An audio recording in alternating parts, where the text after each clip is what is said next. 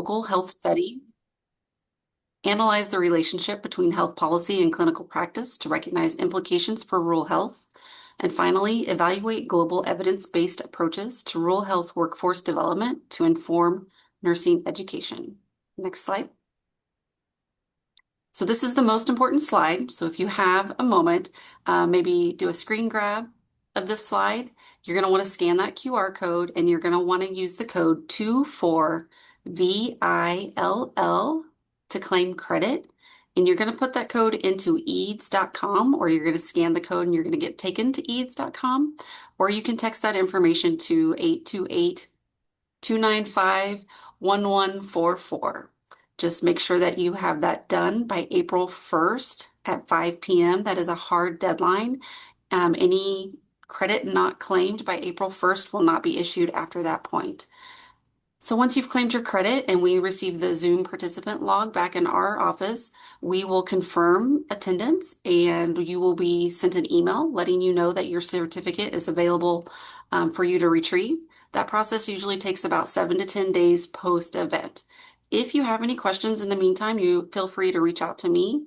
I think my email is around here somewhere. I'm sure the team will share with you. And again, thank you for being here.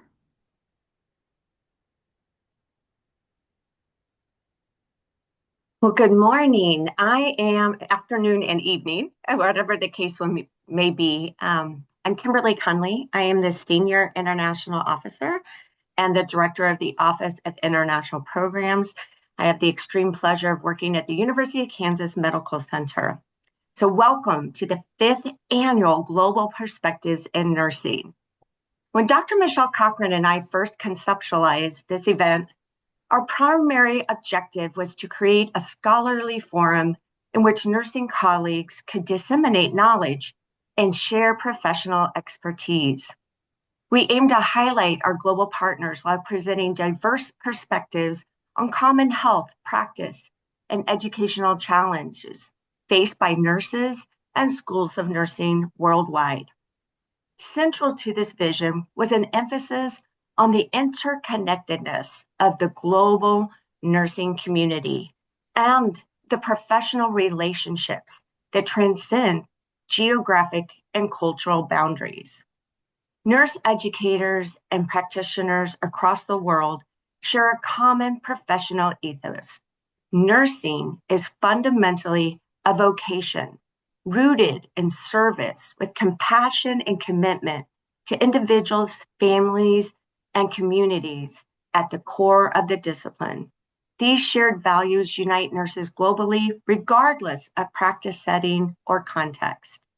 This symposium is truly international in scope, featuring voices and experiences from India, Ghana, Peru, Zambia, Kenya, and Kansas City. Together, these perspectives highlight both the diversity and the shared mission of nursing as a global profession dedicated to advancing health and equity and education. Thank you so much for connecting with us here today. And now I'm going to introduce our moderator, Dr. Michelle Cochran, DNP. Michelle Cochran is a clinical assistant professor at the University of Kansas Medical Center and my very good friend and colleague, where she has played a pivotal role in developing virtual international partnerships from pandemic necessitated solutions and transitioning to strategic institutional assets. Dr. Cochran specializes in developing faculty-centered collaborative online international learning frameworks that prioritize sustainable, equitable global alliances. Her work has engaged students through innovative virtual programming that eliminates socioeconomic barriers while fostering authentic cultural exchange. Dr. Cochran's approach emphasizes faculty relationship building as the foundation for lasting international collaborations, resulting in ongoing professional opportunities and measurable institutional outcomes. Michelle, thank you.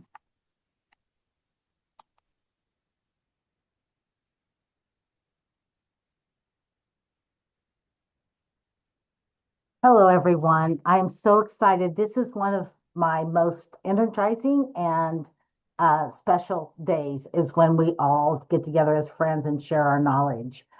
I want to introduce the first speaker, Dr. Evelyn Rotich, also a colleague and a friend. She is a professor and dean, a professor of nursing and midwifery, health systems leader, academic administrator with over 25 years of experience in education, regulation, and public health governance.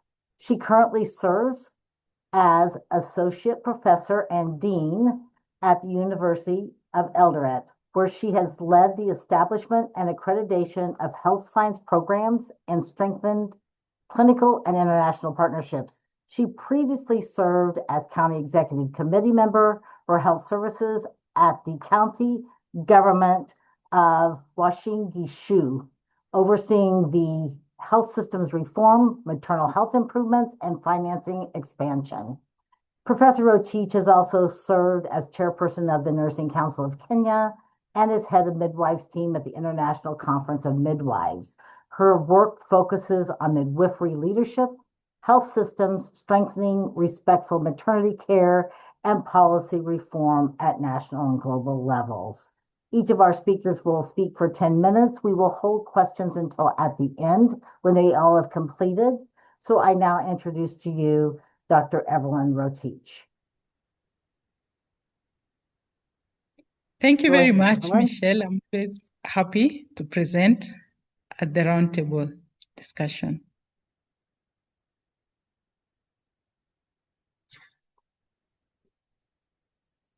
So today my presentation is about leadership at the front line, bridging policy and practice in rural healthcare systems. As you have heard from my introduction that Michelle has done, I've actually been privileged to serve as a leader, a healthcare leader, which is quite humbling and quite brings in a lot of experience. I was in policy level and I actually saw what happens on the ground. Next slide, please. When sitting at the table where I was doing policy and actually being part of the people allocating resources, I actually saw the difference that there was actually this need to bridge policy and practice because at the policy level, there is good policy on staffing levels, on the resources required, but on the ground, you find that there is one nurse who is doing everything from managing clients at the outpatient to maternity and also even dispensing medicine. So the reason I have said policy is written on whiteboards and healthcare is delivered on red dot. Next slide, please. There is actually a mismatch. That's why I say the who can mismatch. The policies that were written are actually written in high definition on our screens, but it is lived in the dust on the ground. You find that the reality on the ground, you find there are shortages. Sometimes you find nurses have to improvise. They have to utilize the available resources that are there. There is usually electricity outages, and they are sometimes forced to use kerosene lamps. You find that, yes, in budgeting, there's also a mismatch. Sometimes you find when we were budgeting, yes, the department had a budget about Kenyan shilling 2 billion, but if you see what was going to the ground, and because of the demand and the availability, I mean, the requirements of very many things on the ground, there was a mismatch. You could find that, yes, the resources could be allocated, but sometimes they don't even arrive on time. Next slide, please. So what I think we need to do, and from my experience, this need really to have our shoes on the mud to ensure that what is written in policy is actually implemented on the ground. For example, if I'll give my example, we had a budget for medicine, but sometimes you would find that we would run out of drugs. And it is because of several reasons. We could be having our main supplier not really supplying on time, having also finances, probably finance, not paying what had been previously budgeted for. And it is really important to ensure that when you are working, it is important to really bridge this policy and practice. And for now, I'll just request our participants to raise their hands and give us one give a clinical solution, because the official tool was about 200 kilometers away. Just raise in the, I know we are virtual, we'll see those who have raised their hands, and we can have the statistics. If you have had a time to improvise because something is not available. For example, let me give the context on this. Sometimes you find that a midwife is required to use a balloon tamponade, and because it's not available, they have probably improvised using a condom or a glove and a sterile water and a syringe. I don't know whether we have the audience that have raised their hands. Next slide, please.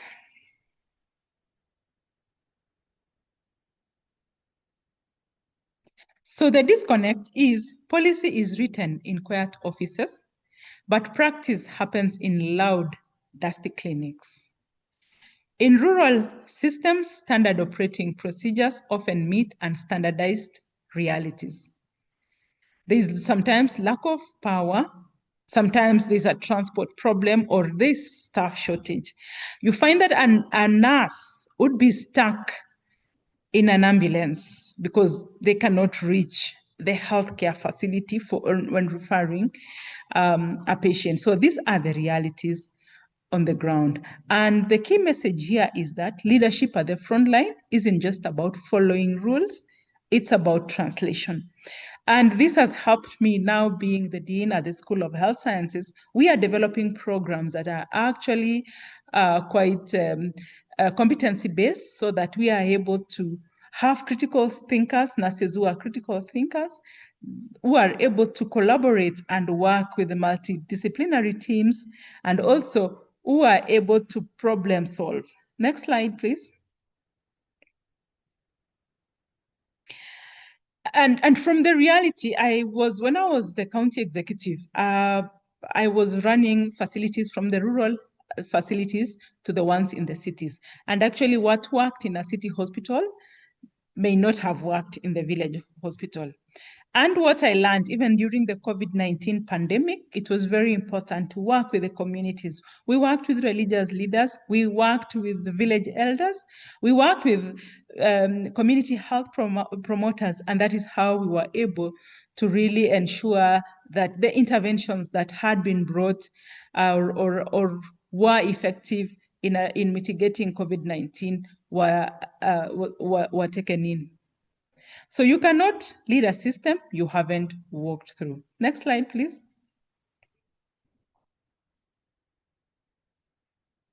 And it's important when you are bridging the gap between policy and practice to know that human infrastructure is really quite important. Nurses are frontline workers, and they are actually the backbone. And they are resilient, they improvise, and they have courage to save lives. The system is in the building. It's the nurse who stays 2 hours late because the ambulance is stuck in mud. In one word, what is the biggest unspoken skill a rural leader needs? Next slide, please. I'd request the participants to type in chat. I want you to use the chat feature right now in 3 words. What is the most McKeever fix you have seen in your health system? Type it in. Let's see the global ingenuity in this room. Next slide, please.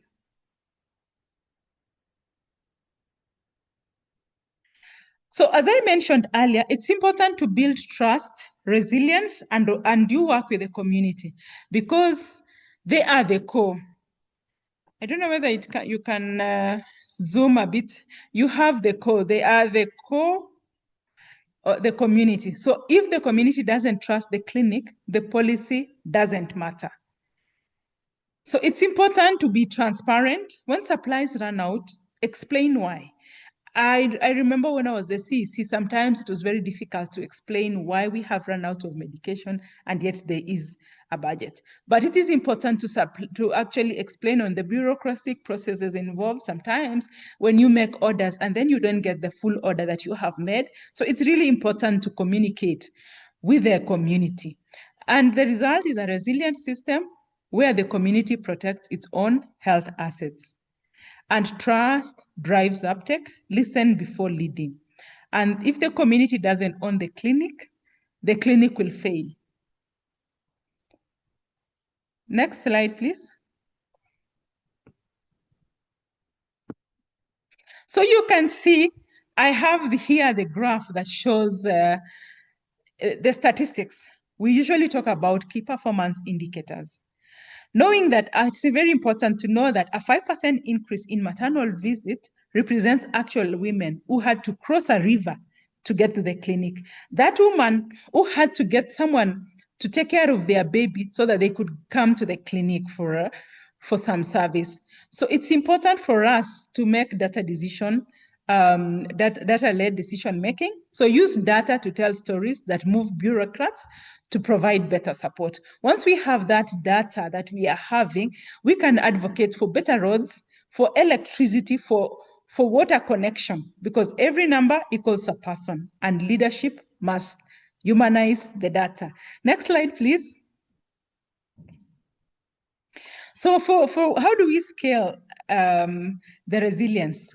By empowering community health workers, task shifting, shift from specialist-led to community-supported models.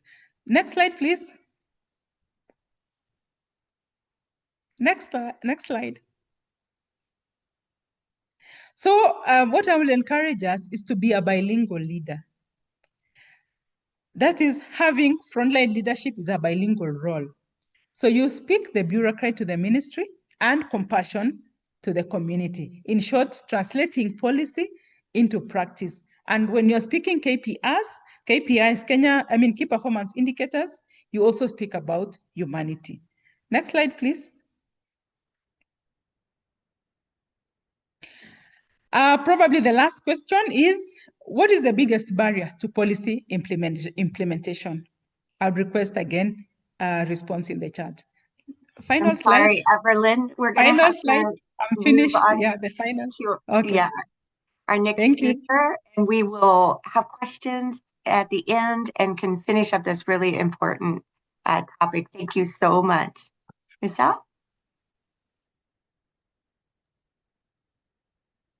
I can't wait to hear the end and hear more questions about that, Everlyn. Excellent presentation. Thank you. Our next speaker is Gifty Nkum. Gifty is a seasoned nurse leader with over 27 years of progressive clinical and administrative experience at Komfo Anoki Teaching Hospital. She is currently a chief nursing officer and serves as acting director of nursing services. Ms. Nkum holds a Master's of Arts in Guidance and Counseling from the University of Cape Coast, a BSc in Nursing, a Diploma in Ophthalmic Nursing, and Certificate in Health Administration and Management from Ghana Institute of Management and Public Administration, a Foundation Fellow and Clinical Educator of the Ghana College of Nurses and Midwives. She is widely recognized for her leadership, mentorship, and commitment to quality assurance. She has contributed to research on glaucoma awareness published in the Ghana Medical Journal and continues to champion professional development and excellence in nursing practice. Gifty, go ahead and present your presentation. Thank you very much for the introduction. Good day, everyone. My name is Gifty Nkum, Chief Nursing Officer and Acting Director of Nursing Services at Komfo Anoki Teaching Hospital. Today, I will be speaking on challenges and successes, voices from rural nursing practice in Ghana. This presentation highlights the realities, resilience, and innovation of nurses working in rural community of Ghana. Next slide.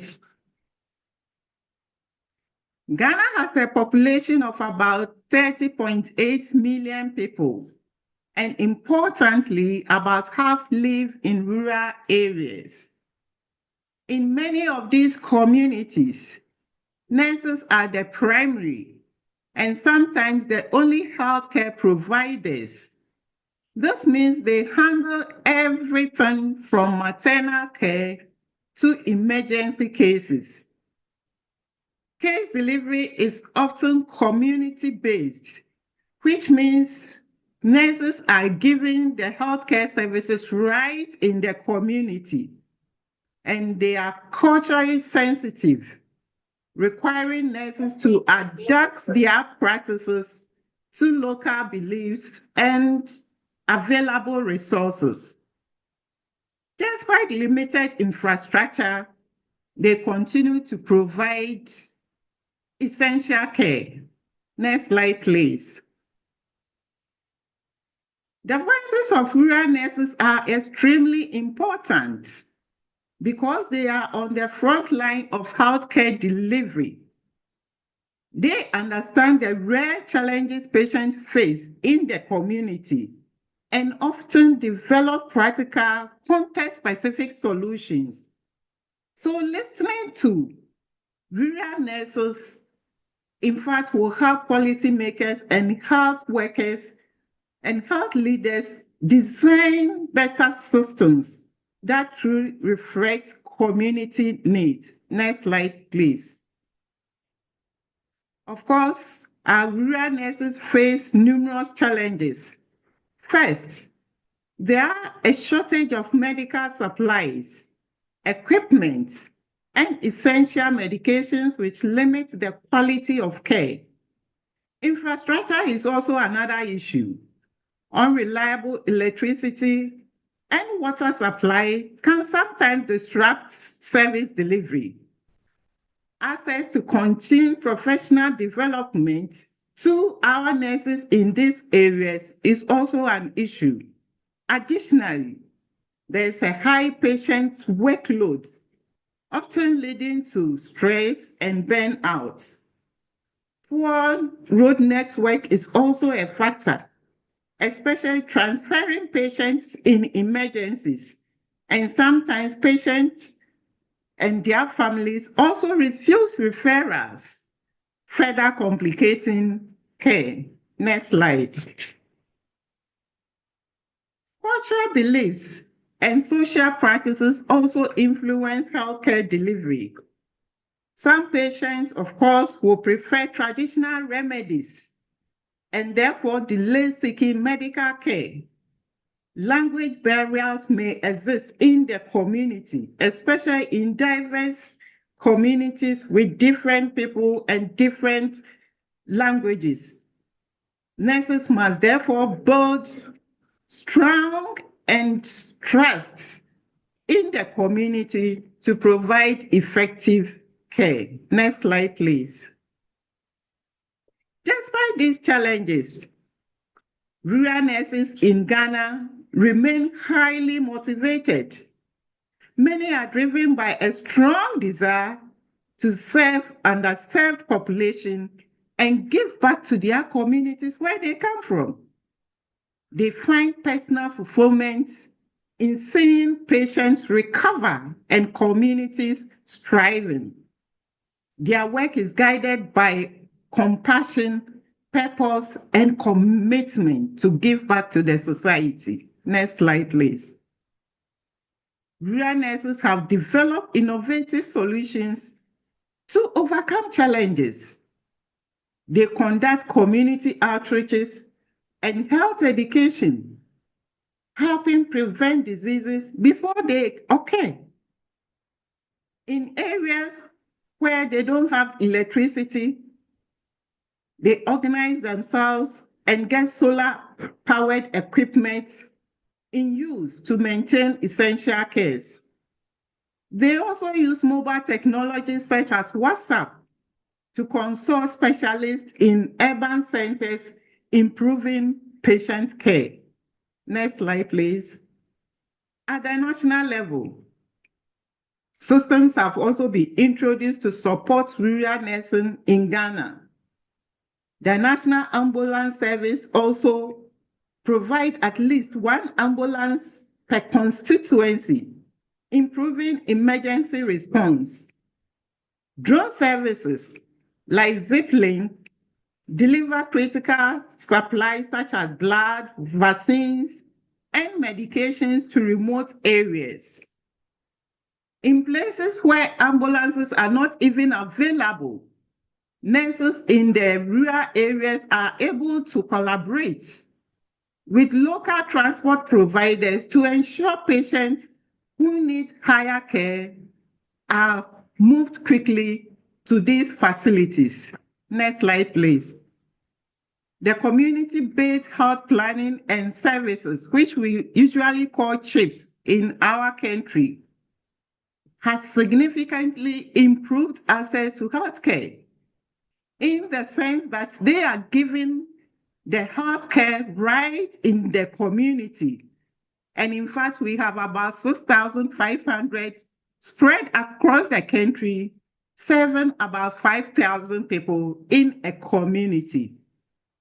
CHIPS, as we always call them, bring healthcare closer to the doorstep of rural households, reducing the need for long-distance travel and bridging the rural-urban gap. Next slide, please. Of course, CHIPS has come to improve our service delivery in Ghana, especially in the rural areas. There's increased immunization coverage, better maternal and newborn care, greater community involvement in health services, and also early referral of complicated cases to save lives. This model has proven to be highly effective in our community and rural setup. Next slide. To strengthen the rural nursing, several steps are needed. We need to improve our infrastructure. We need to also improve the training of our healthcare professionals in these rural areas to provide incentives and support them to retain these nurses in our rural community. Finally, strengthen referral systems and transport network is essential for timely care. Next slide, please. In conclusion, rural nurses are a vital part of Ghana's healthcare system. Despite significant challenges, they continue to demonstrate resilience, innovation, and dedication. Investing in rural nursing is not just important, it is essential for improving health outcomes across our nation, Ghana. Thank you very much for your attention. Thank you. Medasi.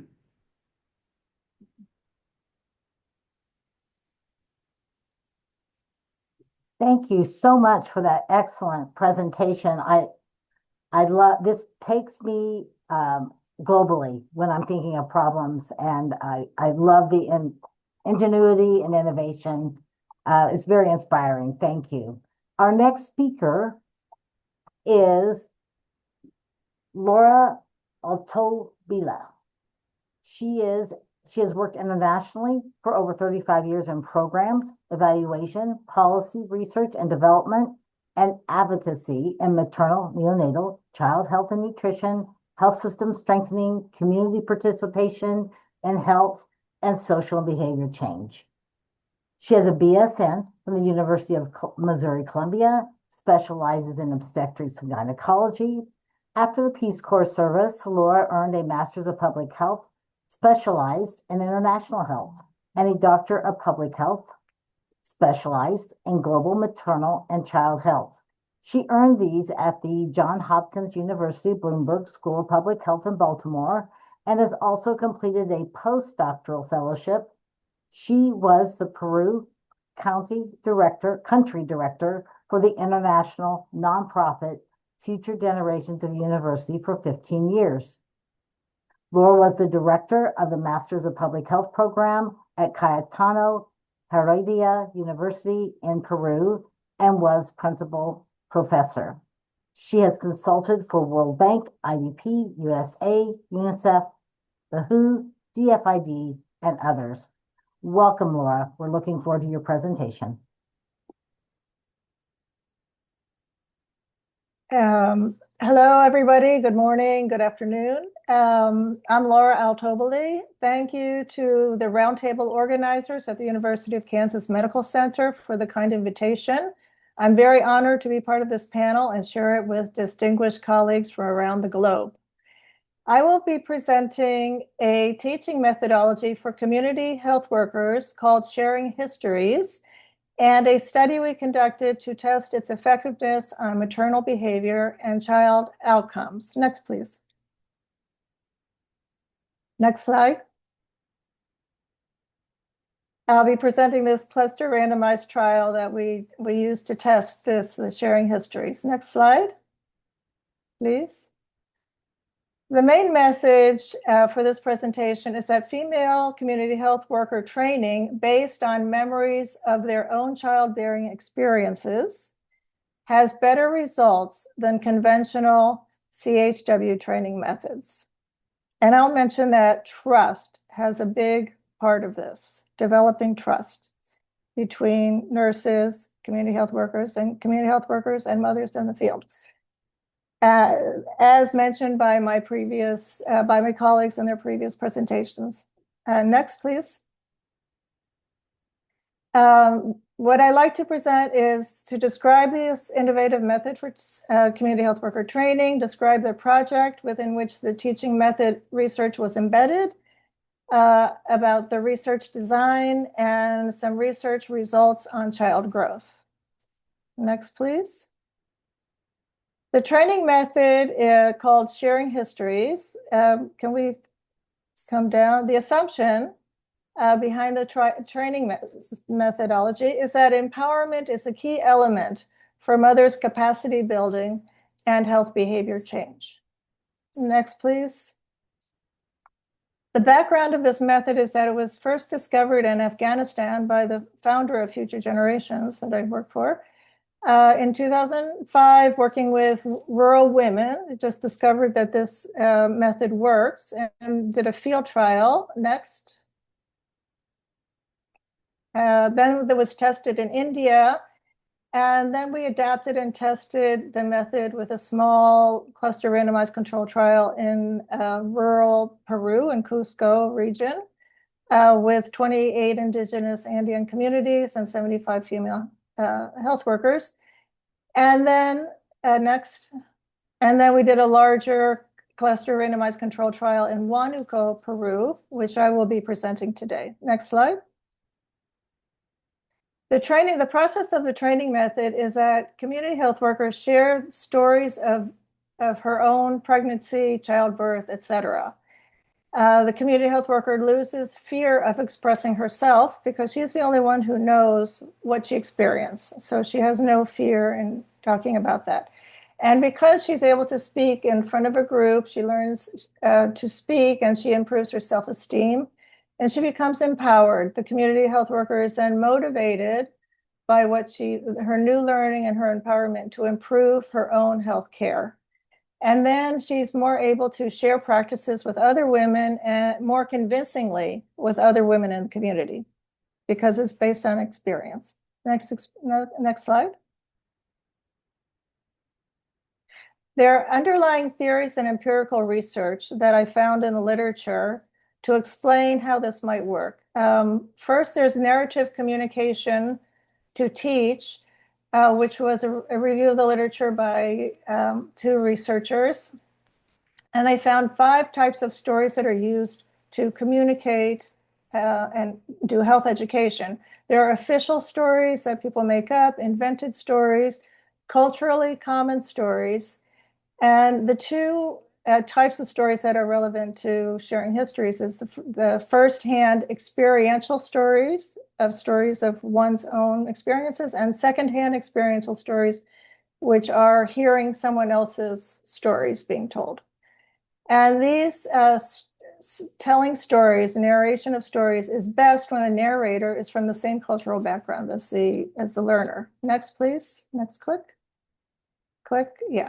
The next field of research is the autobiographical memory research, which is from the field of developmental psychology, which has been going on in the last 30 years on memory. There's a journal called Memory. And what they discuss experiential stories from one's own memory.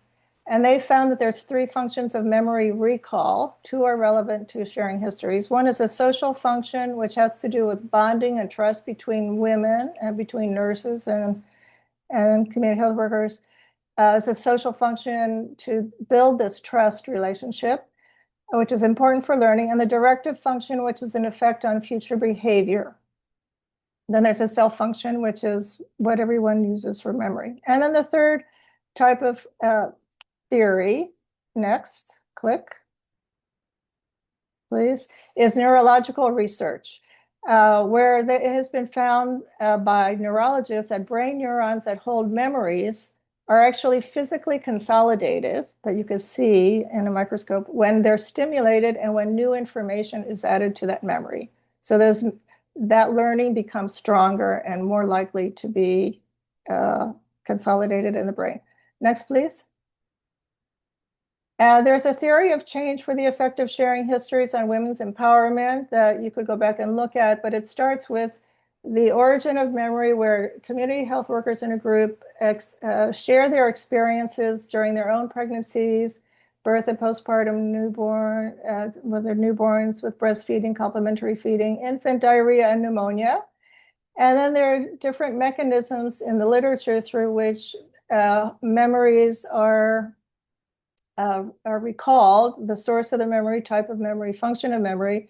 Then after all of that is done, only then do you do a training intervention. There's a level of effect that is individual and group, and then the outcome is empowerment and new health behaviors. Next, please.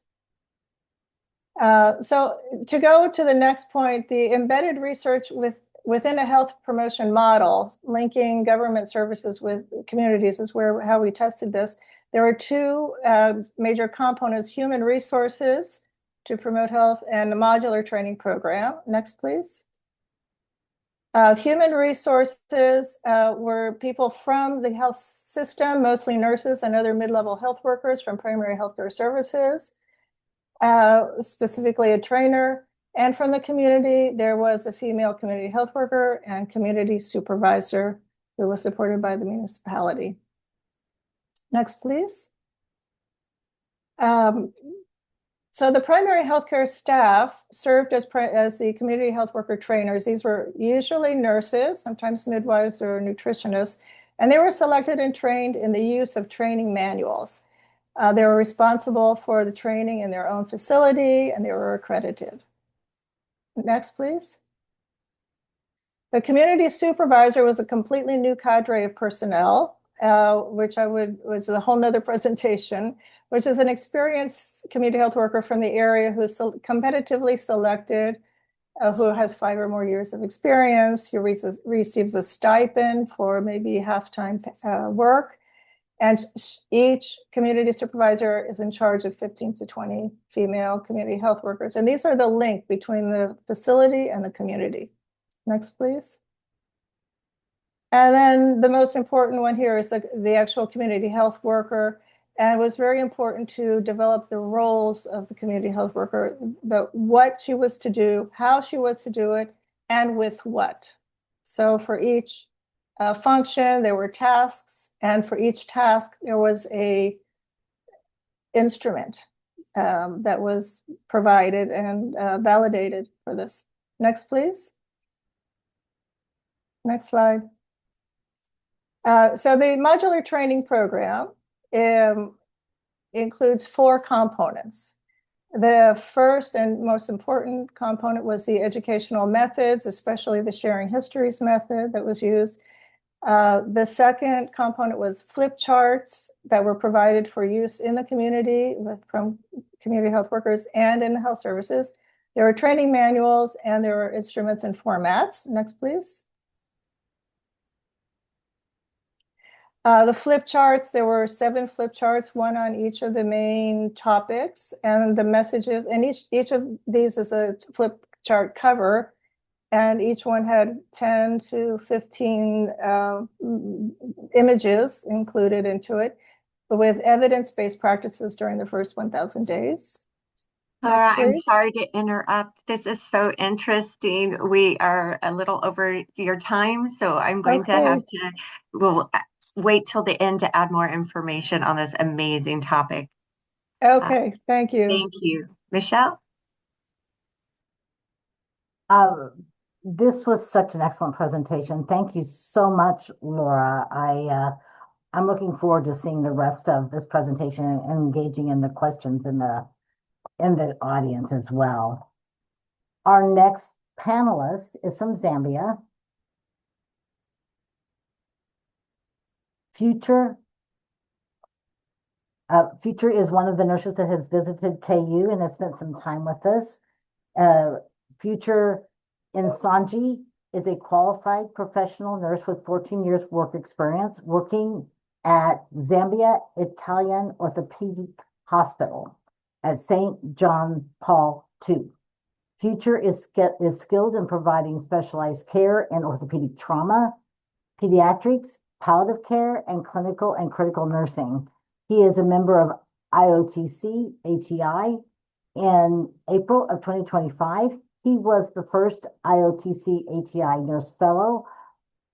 Along with receiving the Radford Fellowship, he had a 6-week observership here at the University of Kansas Medical Center. Future, we're looking forward to your presentation. Go ahead. Thank you so much. Such a wonderful introduction. This time reminds me of last year. This was the time I was actually in KU, and it was this presentation of the 4th nursing roundtable was around the 28th, and today this is also around March. So it's a reminder that it's been a year now. So today I'm presenting on realities of rural nursing practice. Next slide. So realities of rural nursing practice. Rural nursing is actually specialized in our field of health care, where nurses provide services to populations living in remote populated areas far from urban cities. Next slide. So in providing this health care, I used my own as an example. That's me on a motorbike. And in providing this rural health services, you get to see such kind of roads and such type of communities. So this was the time I was providing vaccination or rather immunizations to these communities. So as you are going through the communities, you should have a schedule where you are going to provide these services. So for example, each community have a number or the target of children where you are going to offer your services to. So that's like a model of what happens in rural nursing practice. Next slide. So as you offer these services, you get to have that development that nursing is more than being a critical provider, but you are the anchor of the community. And in providing these services, you develop that competency, and at the end of the day, you have much to provide to the community in that you are the person to stabilize or intubate any patient that comes within that rural setting. Next slide. And one of the most important services you would offer in rural service is, growth monitoring. That is me down there offering the growth monitoring services. You find that as you go in the community, the own equipment you carry is a scale, but you improvise, your high level of improvisation should be so high. I remember Dr. Rotich, in her first slide, she talked of what is the most improvisation technique or MacGyver you've used. So you can see me, they're using a scale, but I'm improvising to a tree. That's where I'm hanging my scale. But I'm using a wrapper, which the mother used to carry a child, to make it some sort of, it's a wrapper that's going to hold that child. And so that's the improvisation that you get to develop as you offer, rural nursing. Next slide.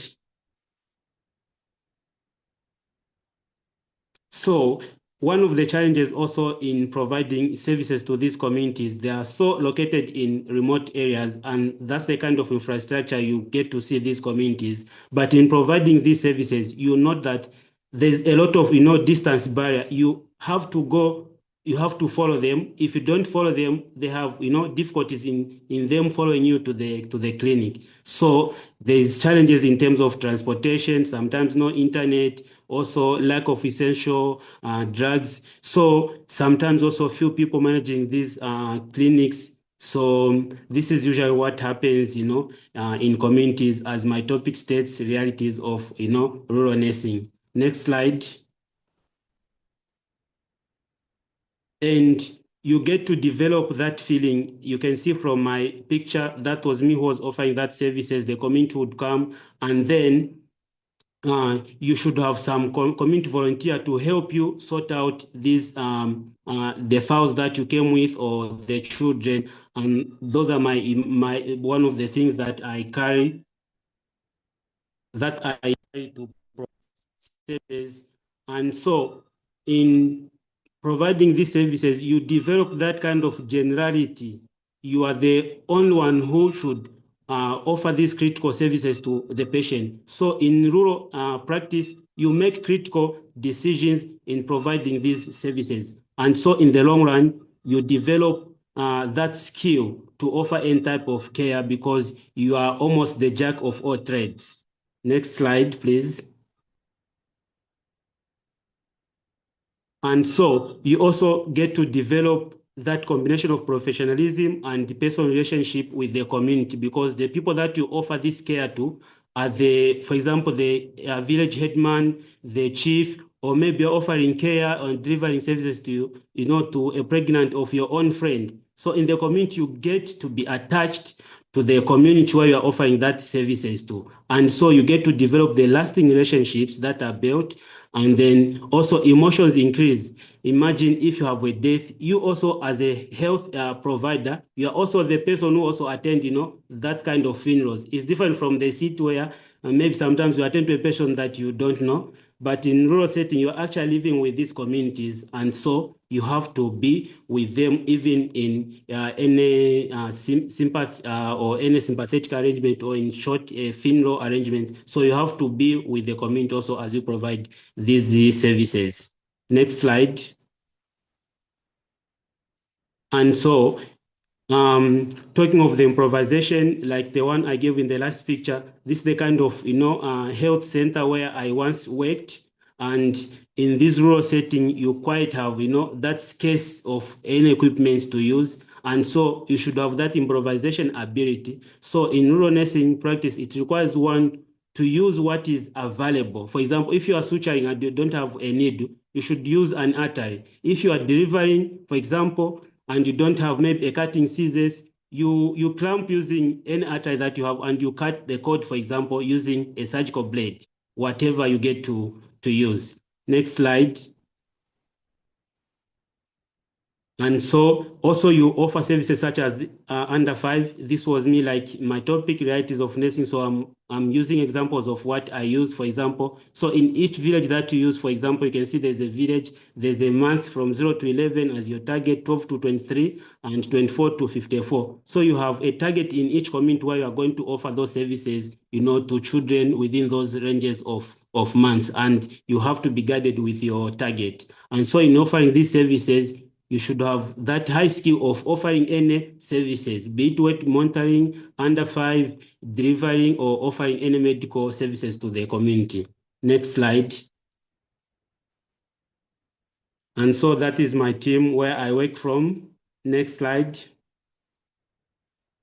is just to show that we have support from people and there have been enough collaboration in as we offer these services to the community. So in the picture, that was me in the counselors, and on my right also, that's our director, Sister Marjorie, Dr. Patrick, Sister Irene, and Sister Grace. So there are a lot of people that have been helping us to collaborate in offering these, services to the rural. Even where I work from now, we have a program where we offer community-based rehabilitation to what we call CBR children, because we understand they're coming from rural communities, and so we offer free surgeries in promoting rural practice.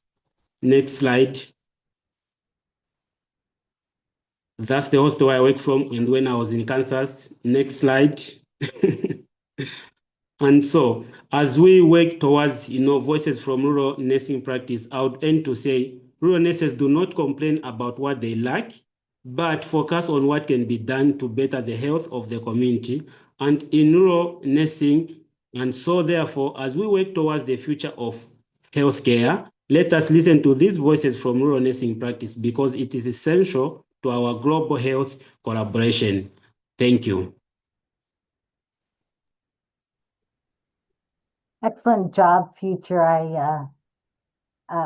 We could have further explained that you were here from the African Trauma Initiative and helped training within the operating room at KU last year. So excellent, very motivating presentation, as all of these are. I'm happy to introduce our next speaker, Catherine Walker Rodriguez. She is a nurse leader and research director of over 20 years experience in emergency nursing, healthcare leadership, and federally funded clinical research. Catherine earned her master's in leadership and policy from Texas A&M University, Corpus Christi, and her BSN from Texas Tech University. She serves as a research program director at the University of Kansas Medical Center for the Our Moms Project. Her experience includes overseeing large multi-site initiatives focused on maternal health, military family resilience, and emerging medical technologies. Catherine's work integrates bedside care experience with systems leadership and research implementation. She has managed federally funded studies on pregnancy-specific anxiety, maternal biomarkers, peer support interventions, operational medicine technologies, and healthcare seeking behaviors in military populations. She has also contributed to peer-reviewed publications and national presentations on perinatal mental health, resilience, and military family well-being. Welcome, Casey. We're looking forward to your presentation. Thank you. As Michelle mentioned, my name is Casey Walker Rodriguez, and I am the Our Moms Program Manager at KUMC. Today, I'm going to briefly discuss the growing challenge of rural maternity care access in Kansas and introduce you to our Moms Project, or the full name is Rural Maternity and Obstetrics Management Strategies. This is a federally grant-funded program. It focuses on strengthening maternal rural health systems through partnership, workforce development, and nurse-led coordination. Next slide. I briefly wanted to go over what a rural maternity desert is. It's defined as a county or region with little to no access to maternity care. These include areas without hospitals providing OB services, or those without an OB-GYN provider or midwife. These maternity deserts, they do create significant barriers for pregnant patients. Individuals often travel long distances for prenatal care or delivery services, and it can delay and increase the risk for maternal complications and mortality. So for rural nurses and healthcare providers, it means that they're often responsible for stabilizing high-risk patients before transferring them or being able to transfer them to larger facilities. Next slide. So these maps, I wanted to show you that Kansas reflects many of the rural maternal health challenges that we see across the US. And in Kansas, these maternity deserts are more evident in the Western region. These maps correlate to data reported in the KUMC School of Nursing Access to OB Care in Kansas report. And what it shows is that more than half of Kansas counties do lack OB providers. And in addition, approximately 32% of rural hospitals face or are currently at risk for closure. Because of these shortages, many of the residents do travel over 30 miles for routine care, and in some cases, more than 200 miles for specialized OB services. The maps on this slide, they also illustrate that these access to care gaps, they include distance to prenatal services by county. The map on the right shows inpatient OB services within the state, and the bottom map shows where high-risk maternal specialists are located in Kansas. So if you notice on that bottom map, everything is on the eastern side of Kansas for high-risk OB care. So what this means is that 75% of the zip codes in Kansas are farther than 30 miles away from their nearest facility that offers high-risk delivery services. Keep in mind that in most of these rural areas in western Kansas, the roads are unpaved. It's farm and ranch land. They're gravel roads. So this actually increases travel time to get to any close facility. Next slide. Workforce shortages are also a major contributor to these access issues. In Kansas, more than 61% of counties lack an OB-GYN provider. So most low to moderate risk pregnancies are treated by a family medicine provider or physician. But however, in most cases in Kansas, they have less than 5 family medicine physicians, and not all of them will provide OB care. So without adequate workforce support, the rural facilities do struggle to maintain OB services, and this increases reliance on regional referral counties. Next slide. So to address some of the challenges that I mentioned, KUMC launched the Our Moms Project in October of 2024. This is a 4-year program. It's funded by the Health Resources and Services Administration, or HRSA for short. We received nearly $4 million in support for this project. The project is led by Dr. Karen Weiss, who is the Dean of the KUMC Salina Campus School of Nursing. And the Our Moms Project focuses on strengthening rural maternal care networks through 3 primary strategies. We're looking at risk-appropriate care, improved care coordination, and telehealth infrastructure that connects rural providers to maternal fetal medicine specialists. So the overall goal is really just to ensure safe, high-quality OB care for rural communities across the state. Next slide. A key component of this project is our partnership with the Sunflower Health Network.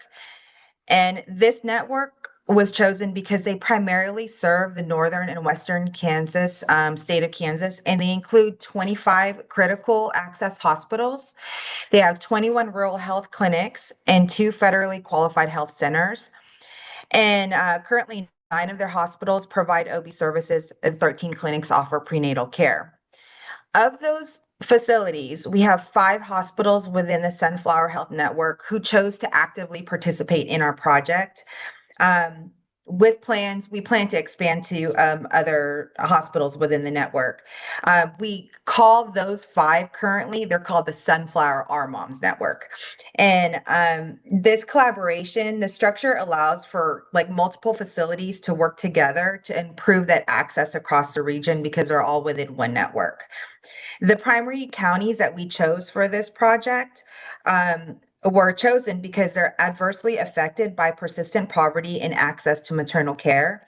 And the population within these counties are also predominantly in the reproductive age, so ages 20 to 39 versus an aging population. Next slide. The 7 core Our Moms objectives for our project include specialized OB ultrasound training. We're doing telehealth consultations with maternal fetal medicine specialists.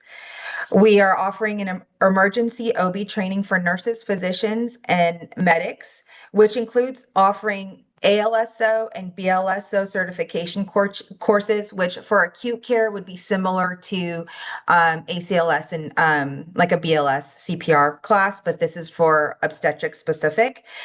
And then we are offering an OB immersion course for nurses to have hands-on labor and delivery management training. So we highlight fetal monitoring training, cervical exams and deliveries, and the nurses in these rural hospitals train at higher tertiary care facilities so that they can shadow more experienced L&D nurses to increase exposure to higher acuity cases and reinforce evidence-based practice. We also did create some OB flip books that we've distributed to the network just to help guide nurses at those rural facilities on OB deliveries and OB risks. We also do high-risk case reviews, and it's a shared learning model where the MFMs on our project conduct collaborative multidisciplinary patient care reviews on fetal anomalies via webinar. We also have an OB nurse navigator model that we've implemented. And the OB nurse navigator is a nurse within the network, and she helps coordinate the care, helping with supporting patient referrals and continuity across the facilities. And then finally, the program supports standardizing policies across the Sunflower Health Network and data analytics to improve quality improvement and monitoring across the network itself. So we're looking at blood sharing, transporting, and creating some kind of dashboard. Next slide. So through this effort, we expect to see improved maternal and infant outcomes, including earlier access to prenatal care, hoping to see reduction in low birth weight and preterm births, and fewer maternal complications such as hypertension and hemorrhage. However, it does come with challenges. We're still 2 years into our project, and includes some challenges we've had have been including recruiting some specialized staff for the OB navigator position, coordinating participation across these multiple facilities, improving data collection systems, and developing a telehealth platform. So HRSA does require that we collect data as well. So we've had to build a database for that as well. And we've had to execute, of course, memorandums of understanding, data use agreements, test and correct data collection templates, training the facilities to be consistent in their data collection as well across sites. With the training implementation, we've had some multi-site logistics of issues, which we've worked through, but it's like coordinating training schedules, instructors, maintaining safe L&D staffing at the facility so that nurses can come to training, all doing that simultaneously. Okay, and we've been able to mitigate through those just through scheduling of classes and covering the shortages. Next slide. So I just wanted to point out there's a global relevance for this. And although this project focuses on Kansas, we know that there are shortages in workforce, OB unit closures, limited specialty access, and fragmented systems worldwide. And this demonstrates that this project can be a solution or for something globally. Next slide. And just in conclusion, why this matters is just directly support the United Nations Sustainable Development Goal 3. And that's the aim is to reduce maternal mortality worldwide by 2030. Many countries and rural regions globally face similar barriers, and the RMOMS framework offers a scalable system-based model, and it's a nurse-led coordination model. It's scalable to a smaller design, it's adaptable to resource-limited settings, and it allows for data collection for quality improvement. Next slide. I just wanted to show you all the references, and next slide is my contact information. Thank you. Thank you, Casey. That is so well representing KU and the work they do in our rural areas. Our final speaker is Priya Ranjani from India. Priya serves as the additional Deputy Dean of the College of Nursing at CMC, overseeing the BSN program. She is an associate professor in the Department of Community Health Nursing and focuses on rural health. She completed her undergraduate and postgraduate studies at CMC Velour and joined the department in 2001. She has extensive experience in rural, urban, and tribal settings and has provided care to individuals across all age groups. Her research interests includes vulnerable populations, tribal health, rural health, and women's health. She is passionate about teaching community health nursing and mentoring students in community-based practice. Mrs. Ranjani currently serves as the president of the local unit of Public Health Nurses Association. Her husband, Mr. Chandrasekhar Isaac, is a pastor who supports community care. She loves singing, cooking, and making friends, which includes those of us at KU. She is a friend of ours. She proudly considers herself a Jayhawk of the University of Kansas, having completed the Modell Fellowship here in 2019. Good to see you, Priya, and we're looking forward to your presentation. Good evening, everyone, and thank you, Dr. Cochran, Dr. Kimberly, Dr. Amy Garcia, my mentor, and all my dear friends, Dr. Jill. I see many people there. Thank you all for joining and all the panelists. And I take this opportunity to thank the Kansas team for organizing such a wonderful roundtable, and I'm enjoying all the sessions. So moving on to my presentations, like I'm voicing from the rural nursing practice in India that the care goes an extra mile. Next slide, please. As all of you know, India is the most populous country in the world, and it's known for its democracy. And 17.8% of global population are we human beings in India. And as you all know, that rural India faces a high disease burden due to limited access to care, poverty, and dual burden of non-communicable and communicable diseases.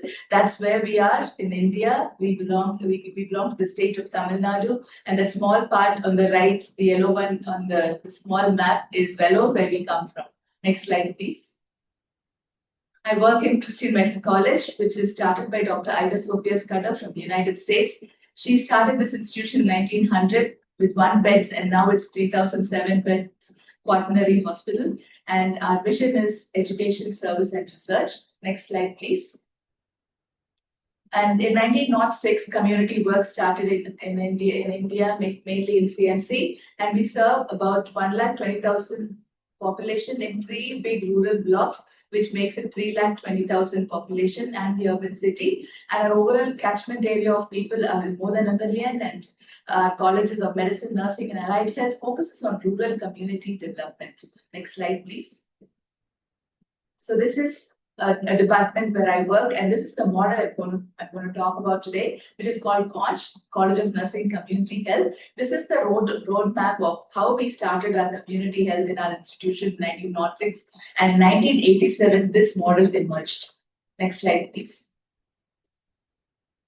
As I told you, CONCH, College of Nursing Community Health Program. This is completely a nurse-managed community program, fully managed by nurses. Next slide, please. Who constitute CONCH? It is we the nurses, as I told. We have the MSN faculties, nurse managers, or the nurse practitioners, and the BSN tutors, the staff nurses, the ANMs, and mainly the grassroots level workers are health volunteers and health workers. Next slide, please. The key components of our model is education, service, research, and training, which goes in line with the vision of our CMC that our medical college seeks to be a witness to the healing ministry of Christ through excellence in education, service, and research. Next slide. So going in depth into the components, first one is education. As I told, the rural people in India suffer most because of access to healthcare and all the diseases which are because of more population and many diseases. We really struggle with combating the illness and the health of people. So education is one component that has really helped people as well as nurses to care for the people in the community. So every year we have around 600 and odd students being trained in the CONCH program in the community department, where community health nursing is incorporated into the curriculum, and nursing students work with staff and supervisors. They go for home visits, they go for the clinics and the special programs where they gain experience in community health nursing, and which also helps them to learn about the rural health programs through various projects, need-based researches, problem-based learning, screening and detection of illnesses. We have one more program called the SHINE program, where the students go and learn in secondary hospitals of CMC as well as of India, where they go to the mission hospitals where the access to healthcare is very, very minimized to those people, and the students learn about resilience of people who work in those needy areas, and they're also sensitized to work for the rural and downtrodden people. Next slide, please. So before our students go to the community, they are oriented, or they're oriented about the community before they even go to the clinical area, even in the wards. So they're oriented to the community. What do they learn in this orientation? They learn about where their patient comes from. So we see that students come from India as a diverse country. So people from different languages, different states come and study in our hospital. So, and even our patients are pulled in from different parts of India and abroad. So the students need to know, nursing students need to know where their patients come from, what is their living conditions, what is their culture, what are the needs of the community. So they learn all this through surveys, rural mapping, field visits, and the facilities available in the village health and family living experience. So students go and learn about the facilities in the village, the facilities available in the health sector for the community. They also stay one day in completely with the family. They go and choose. They stay one day in the daytime and learn about the culture, learn about the availability of the family, all the practices which hinders the health, which helps in health for the people. And they also have 1 week of NSS, which is National Social Service, where they stay in the rural areas, serving the community through camps, awareness program, tree plantings, and various things. Next slide, please. And these are some of the pictures of our students giving health education, demonstrating in the schools, and teaching the patients about mosquitoes and vector-borne diseases. Next slide, please. Moving on to the component of service, we do home care services, clinic services, and special programs. Like every year, around 42,363 families are visited by our students and staff, and they visit all the categories of patients. And we conduct around 6,110 clinics, which is nurse-led clinic, first aid clinics, eye clinics, ENT clinics, as well as geriatric clinics. And as you see, the various special programs focusing on different groups of people, like the mothers, the school health programs, adolescents, the youth, and men are also covered. Next slide, please. Home care services. We take home care services to the doorstep. Patients come to us to the hospital, but we go to the doorstep. One nurse, as I told, the BSN nurses are there in the village.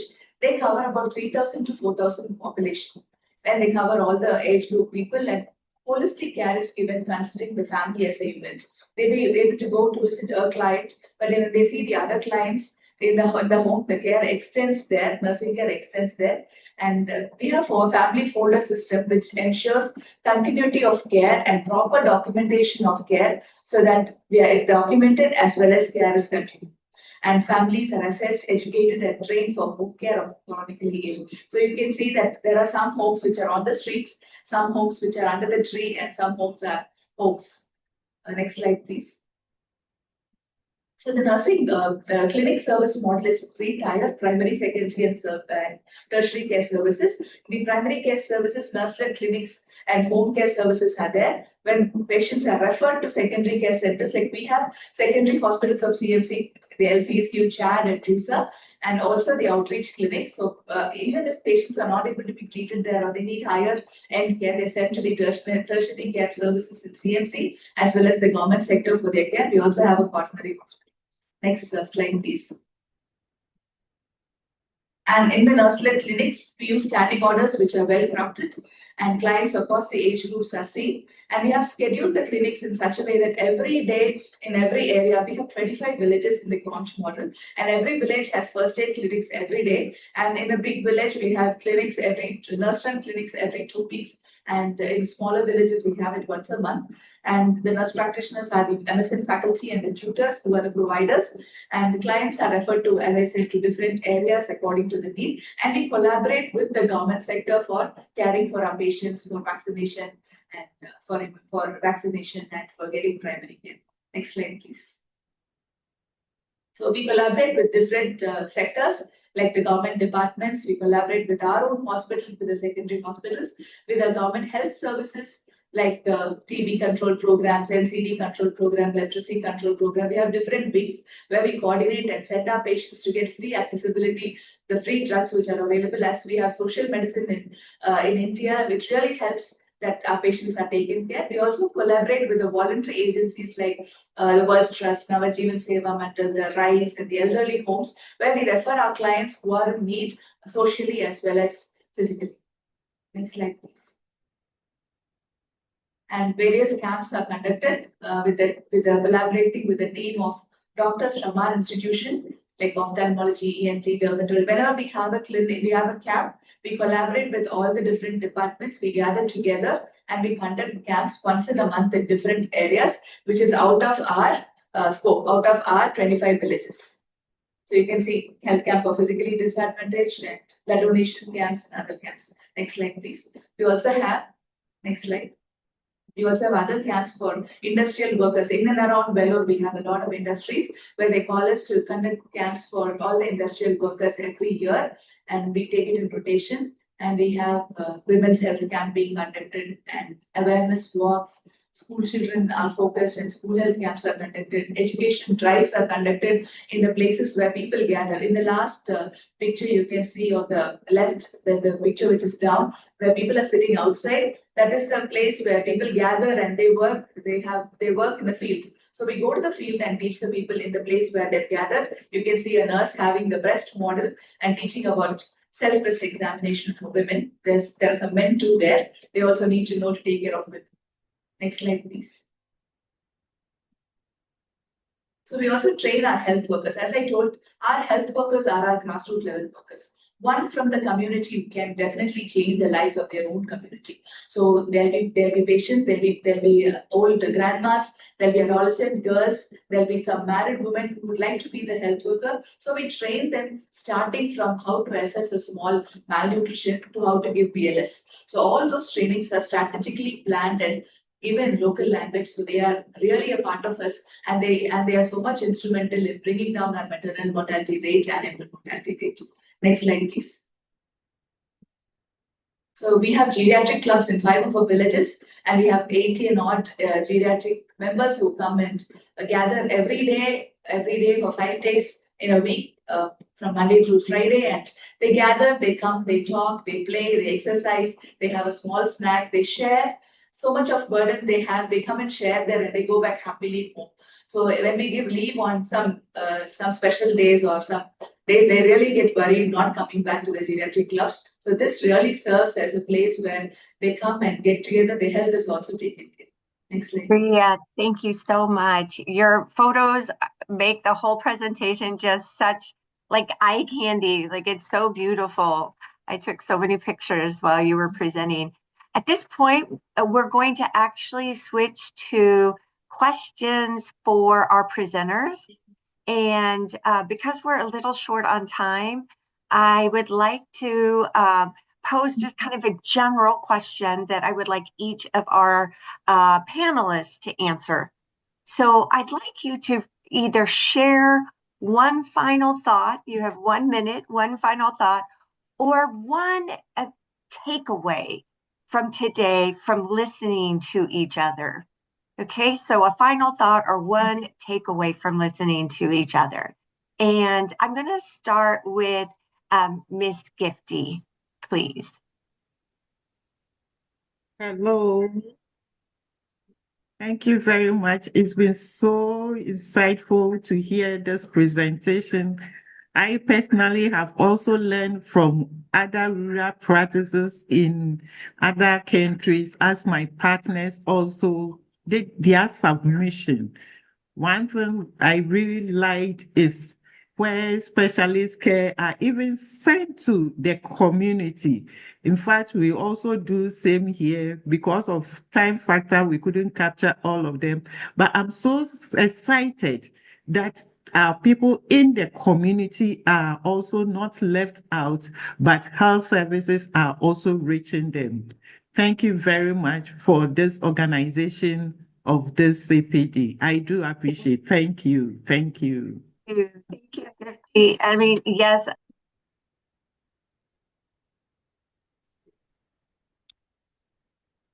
You're muted, Kimberly. Oh, I'm sorry. Well, there was a common thread through all the presentations. There was interesting aspects that were different. So thank you, Gifty. Casey, will you share your final thought? I think for me, the thing that I found very common was that the access to the care. There's a barrier worldwide, and that there are nurse-led solutions to be able to fix some of that. It's not just unique to one country. We all have that same goal, but it's really trying to drive that care to everybody to provide that health service availability for everyone. That's the main thing I've noticed. And it starts literally from policy down, so policy to process. It's such a good point. And that is something we often say when we're sending our students out for international educational experiences, like to go to CMC, to see Conch, which is, recognized worldwide because it's directly relatable. Access to care and that challenge is universal, right? It is a challenge for all. Thank you for that, Casey. Future, what would you like to share? Well, one of the keynotes I took during the presentation of everyone was actually I noticed we have one thing in common, and of course, the most important goal is to help the community and the patient at large. So I could see, during this common presentation for Voices from Rural Nursing, I could see that we are different country, but our aim and the goal is basically, the same, sharing from the backgrounds and the beautiful pictures that we are seeing across board and so on. So that's the most message I took from this. And also the resilience and ingenuity of nurses who, despite the challenges, are so committed to the care of their communities, right? Let's Sure. see. Laura? Yes, thank you. Yeah, I would say that there was a lot in common with all of the presentations in terms of the role of rural nurses in their communities, and it was really wonderful to hear all the experiences. And I would also note that in a lot of places, the communities have very different cultural underpinnings to their practices for health, and also issues about access. Why they access or why they don't have access sometimes has to do with trust. And that rural nurses need to have methods to be able to reach and understand their rural populations. And so the sharing histories is one way of learning directly what are the cultural practices of a certain area, and then build the training and the education to community health workers and to mothers based on what the nurse learns from sharing those histories. And also that there's never enough nurses. And one of the slides from a colleague, one nurse had 2,000 to 3,000 or more population that they had to serve. And so there is a need to work with community health workers, to get that reach out into the homes. And we need to have special methods to teach those community health workers to reach mothers, to change behaviors. And that behaviors is not just based on knowledge. We can give them a lot of knowledge, but we need a lot more to go beyond the knowledge, because just knowledge will not change a behavior. We need to empower mothers and find ways to help mothers change behaviors to get better results in their health, maternal and child health. I love that, Laura. Thank you. One thing that really, your presentation really spoke to me as a mom, as a woman who's birthed 6 children. I think the histories and storytelling is essential to the human condition. And so bringing it into healthcare, utilizing it is just so profound and powerful. One thing I mentioned in the chat, and I'd just like to reiterate, is that, and Dr. Amy Garcia also made this point, I'd love to invite each of you to be a featured speaker during our Foundations of Global Health, so we can take this roundtable and we can follow up with a series of full-length talks given by each of you. I think that the information, you gave us a taste today, and we'd love to feature each of you. So we'll work with you after this. Additionally, everybody who registered will get the recording, and we'll get additional information from Miss Alexa Smith after this roundtable today. So all of you who mentioned that in the chat, you can look for that. Priya, what would you like to share? What was your takeaway from today? Thank you, ma'am. So my takeaway is, like, we talk so much about policies, we talk so much about the literature, we talk so much about the books, but all at the end, all of us see what's happening in the grassroots and how it reaches to our people worldwide, everywhere. In all the presenters, we're talking about the people who all that reaches. And it's very important. And it really helps us to reach universal coverage and meet all our SDGs. Thank you.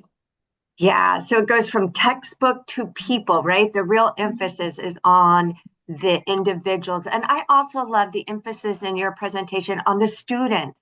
Like Conch does so much in the community, and at the core of that is the training of the future nurses. So beautiful. Bravo to CMC. We're so lucky to be such strong partners in healthcare and education. Dr. Cochran, wow, what an amazing job you did bringing everybody together today. I'd like to pass the microphone to you for a final thought. Certainly, this was so motivating and inspirational, and was an example of what amending and being malleable to communities makes a difference in the healthcare and their behaviors, and having them participate, and that nurses are very good at being that cog in that healthcare system. So I know I'm not a panelist, but that was my take on everything. I appreciate those of you that joined us as new friends, and then our old veteran friends that have that continued relationship and expand our network that we can share with each other and share our commonalities.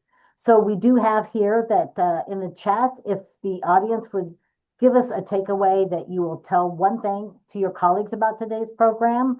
I also want to do my closing remarks on thanking the Office of International Programs for facilitating and providing the structure for putting on this program for us today. I appreciate that very much. There is a next, do we have the next slide that shows the map? It's such a pleasure to be part of this, and we really appreciate everybody joining from all over the globe today. Yes, there is not enough time, and so I look forward to each of these speakers being invited for further time and conversations through the Office of International Programs, the sessions that they have that allow individual speakers to speak longer. We will give links probably to all of our participants for that, because they will be part of our list. This is a map of those that have presented. It was truly a global perspective. And thank you so much for joining today. We appreciate the engagement and the connection. Any other closing comments, Kimberly? No, I'd just like to thank all of our partners who joined from around the world. Shout out to Dr. Alfred Adu. I'm trying to look through who else. Dr. Patrick Kinda, people that have visited KUMC and actively work with us. Nice to see you. Have a wonderful evening, afternoon, day, morning, and we'll be in touch soon. Take care.